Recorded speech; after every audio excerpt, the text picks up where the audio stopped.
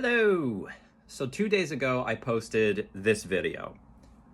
It was a clip of an all-time PR, 295 pounds, conventional deadlift, 8 at the time, but looking at that video, that moved way faster than I thought I was going to, so all good.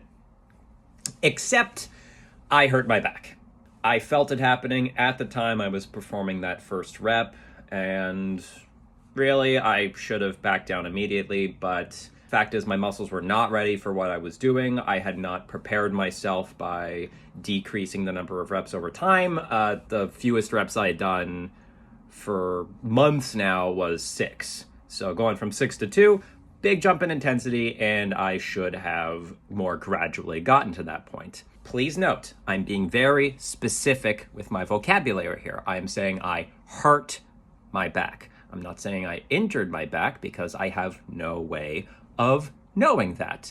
I am also not saying anything like I pulled it or I threw it out or I strained it, any of that vocabulary that suggests that something structural in my back failed. All I can factually say with the information I have is that my back hurt.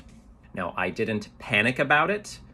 My back has been hurt a few times over the past few years, almost exclusively in situations where I knew I was doing something a little out of the ordinary, that I was letting my ego make decisions for my training. In this particular instance, I tried lowering the weight in a couple of sets, but it didn't get any easier. My strength was completely gone. The rest of the day, I made a point of staying mobile. I actually finished the rest of my workout.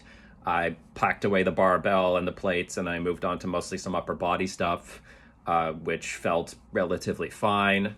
The next day, my back still hurt, but I basically accommodated that by skipping the workout I had planned for the day, just going about my daily tasks. I wasn't trying to avoid movement, including movement that hurt. And today, my back still hurts. It hurts a little bit less than it did yesterday.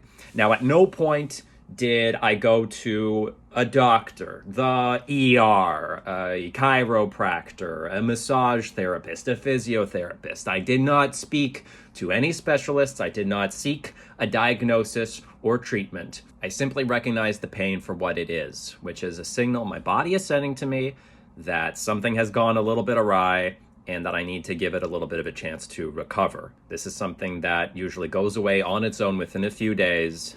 Very dependably any other time that I've had this problem. Now, this is not how I would have responded a few years ago when I was closer to the start of my lifting journey. And I know this because I did hurt my back at the beginning of my lifting journey, and I felt despair. I curled up into bed when I got home from the gym, and I pulled up YouTube in search of videos of what to do now that I'd hurt my back lifting a barbell. And I stumbled onto a video by Alan Thrall. Now, for those of you who don't know, Alan Thrall is a strength coach, very popular on YouTube, and he talked about his own low back pain that had occurred during training, during deadlifting specifically. Finding that video is actually probably a big part of the reason why I didn't give up lifting right away like I could have. And so I'm considering making this post a form of paying it forward for all of the good that video did me. The one thing that I really want to ensure people are taking away from this is that we don't have to pathologize everything. We don't have to panic. We don't have to beat ourselves up.